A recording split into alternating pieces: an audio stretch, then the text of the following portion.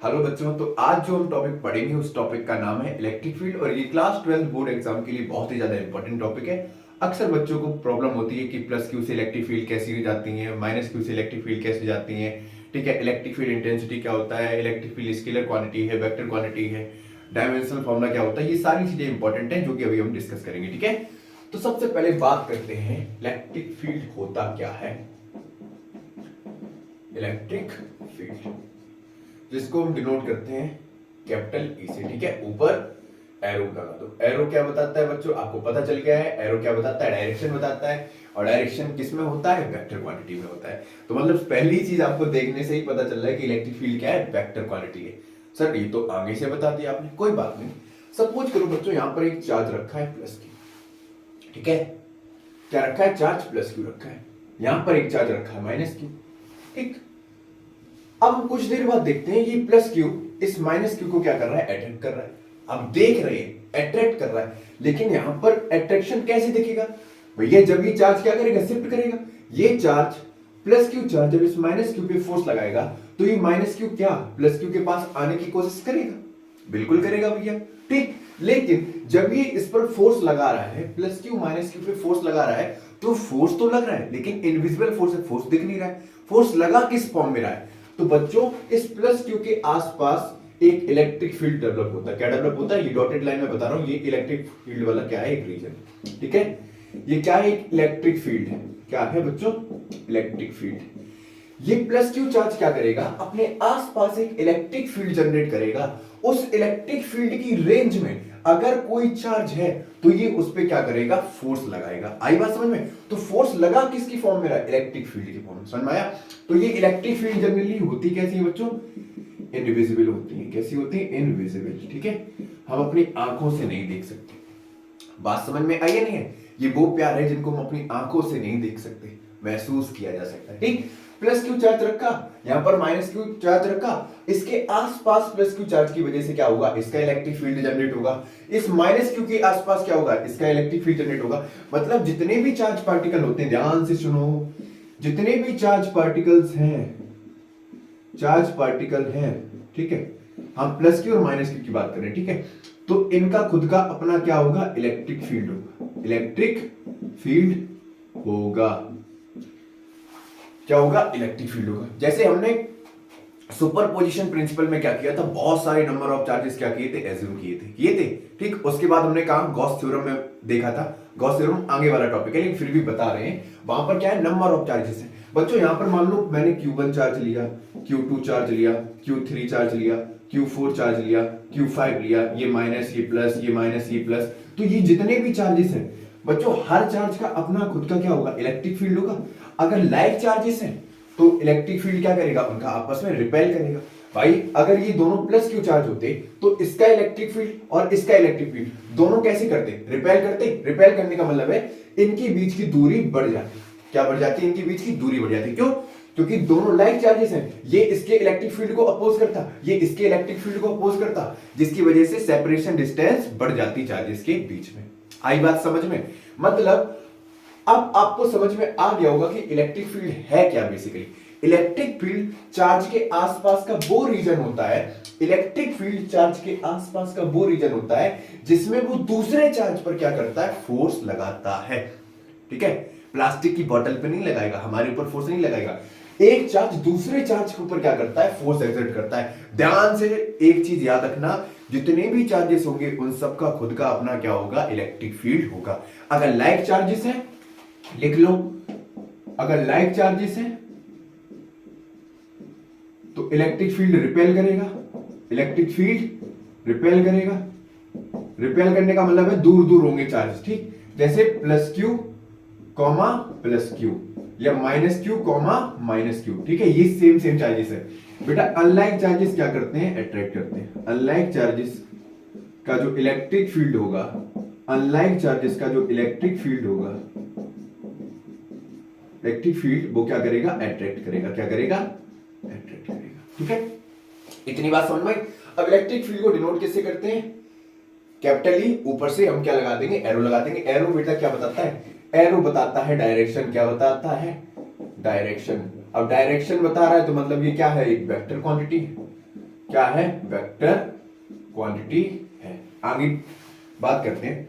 तो आपको पता चल गया, क्या पता चल गया कि इलेक्ट्रिक फील्ड वो रीजन होता है किसी भी चार्ज के आसपास जिसमें वो दूसरे चार्ज पे क्या करता है, फोर्स लगाता है। अब मान लो कोई बहुत ही छोटा सा चार्ज लिया हमने, मान लो 2 कूलम का चार्ज लिया, ठीक, और यहां पर कोई 6 कूलम का रखा है चार्ज, दूसरा रखा है 6 कूलम का चार्ज। तो बेटा ये 2 कूलम के चार्ज के आसपास का जो मैग्नेटिक फील्ड है छोटा होगा भाई। जितना छोटा चार्ज होगा उस चार्ज की इलेक्ट्रिक फील्ड स्ट्रेंथ उतनी ही कम होगी। ध्यान से सुनना, जितना, लिख लो, जितना चार्ज कम होगा, कम होगा मतलब का मतलब है मैग्नीट्यूड ऑफ चार्ज जितना कम होगा, मैग्नीट्यूड ऑफ चार्ज जितना कम होगा, जितना कम होगा, इलेक्ट्रिक फील्ड स्ट्रेंथ उतनी ही वीक होगी। Electric field strength, electric field strength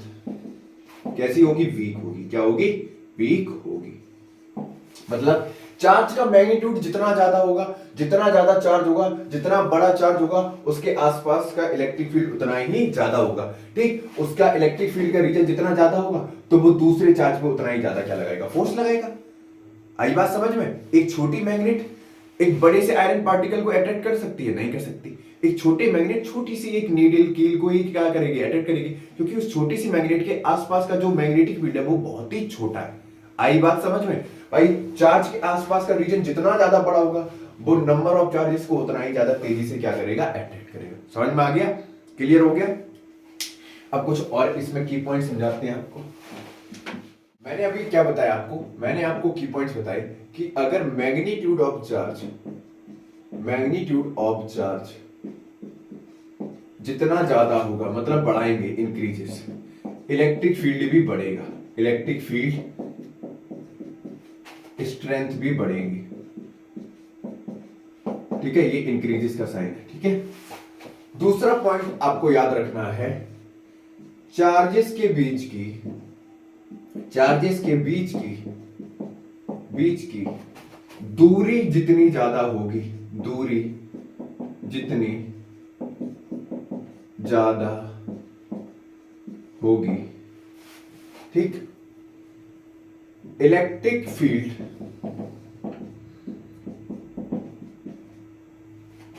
उतना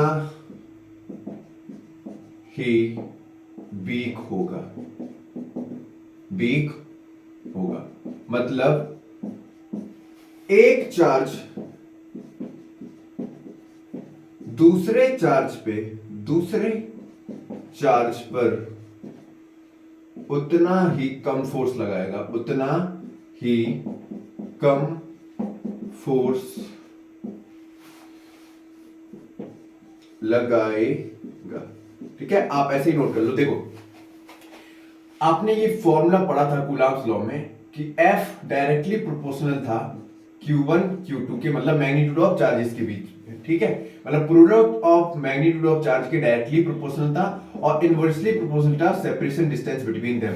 मतलब अगर कोई दो चार्ज ले रहे हैं, ठीक है, प्लस क्यू और माइनस क्यू ही ले रहे हैं, ठीक है, ये दोनों अपोजिट चार्ज हैं, जाहिर सी बात है क्या करेंगे, एक दूसरे को अट्रैक्ट करेंगे। लेकिन इनके बीच की दूरी को अगर हमने बढ़ा दिया, इनके बीच की दूरी को बढ़ा दिया, तो ये चार्ज इस चार्ज पे क्या करेगा, फोर्स लगा पाएगा, कम लगा पाएगा। क्यों? क्योंकि इस चार्ज के आसपास का जो इलेक्ट्रिक फील्ड है वो उतना नहीं होगा कि इस चार्ज को क्या करे, अट्रैक्ट कर सके। आई बात समझ में? अगर सपोज करो ये दोनों चार्ज पास पास रख दे रहे, तो जैसे ही ये माइनस क्यू चार्ज इस प्लस क्यू चार्ज के इलेक्ट्रिक फील्ड के रीजन में आएगा, ये क्या कर लेगा, अट्रैक्ट कर लेगा। आई बात समझ में? मतलब दो चार्जेस के बीच की अगर हम दूरी बढ़ा देंगे तो उनके बीच की पहला तो फोर्स ऑफ अट्रैक्शन कम होगा, दूसरा इलेक्ट्रिक फील्ड का जो रीजन है वो भी क्या हो जाएगा, कम हो जाएगा, इलेक्ट्रिक फील्ड वीक हो जाएगा। मतलब आर बढ़ने से इलेक्ट्रिक फील्ड क्या होता है, कम होता है, और चार्ज का मैग्नीट्यूड बढ़ने से इलेक्ट्रिक फील्ड ज्यादा होता है। आई बात समझ में? क्लियर हो गया यहां तक? आगे बढ़ा जाए बच्चों। इसी में मैंने एक टर्म बताया था, इलेक्ट्रिक फील्ड स्ट्रेंथ। ठीक है, इलेक्ट्रिक फील्ड इंटेंसिटी लिखो, इलेक्ट्रिक फील्ड इंटेंसिटी। बच्चों इलेक्ट्रिक फील्ड इंटेंसिटी होता क्या है? ठीक है, इसको भी हम कैपिटल ई से ही डिनोट कर दे रहे हैं। ठीक है, इलेक्ट्रिक फील्ड इंटेंसिटी का मतलब होता है बच्चों स्ट्रेंथ।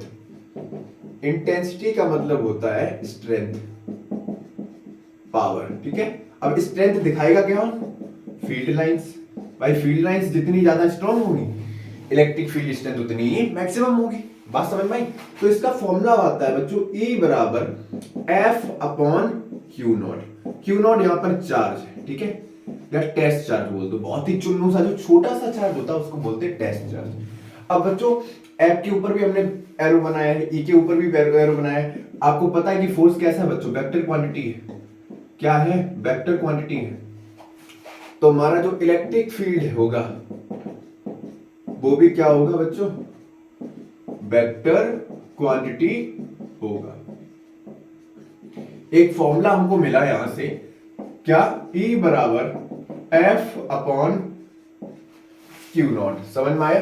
तो ये इलेक्ट्रिक फील्ड का फॉर्मूला है। Force experiences per unit charge को हम क्या बोलते हैं? इलेक्ट्रिक फील्ड बोलते हैं। क्या बोलते हैं? या electric field intensity, sorry electric field intensity बोलते हैं। समझ में आ गया? इलेक्ट्रिक फील्ड चार्ज के आसपास का वो रीजन जिसमें वो दूसरे चार्ज पर क्या लगाता है? फोर्स ऑफ अट्रैक्शन लगाता है, ठीक है। अपनी तरफ फोर्स ऑफ अट्रैक्शन लगाए या फोर्स ऑफ रिपल्सन लगाए, उसको बोलते हैं electric field.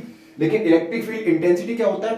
Force experiences per unit test charge is simply known as electric field intensity. अब इसकी यूनिट की भी बात करते हैं बच्चों। फोर्स की यूनिट क्या होती है? न्यूटन। चार्ज की यूनिट क्या होती है? कूलाम। तो इलेक्ट्रिक फील्ड इंटेंसिटी की यूनिट आ गई न्यूटन पर कूलाम, ठीक है। क्या आ गई? न्यूटन पर कूलाम। ये तो इसकी हमने यूनिट निकाल दी। इसका डायमेंशनल फॉर्मूला कैसे निकालेंगे बच्चों? इलेक्ट्रिक फील्ड इंटेंसिटी का डायमेंशनल फॉर्मूला कैसे निकालेंगे बच्चों? फोर्स का आपको पता है कितना होता है? m1 L1 T माइनस का 2, ठीक है। ठीक है सर। और बच्चों चार्ज का होता है AT। क्या होता है? AT। क्या होता है? AT। अगेन फिर यहां पर लिख रहे, देखो E बराबर हमने क्या निकाला?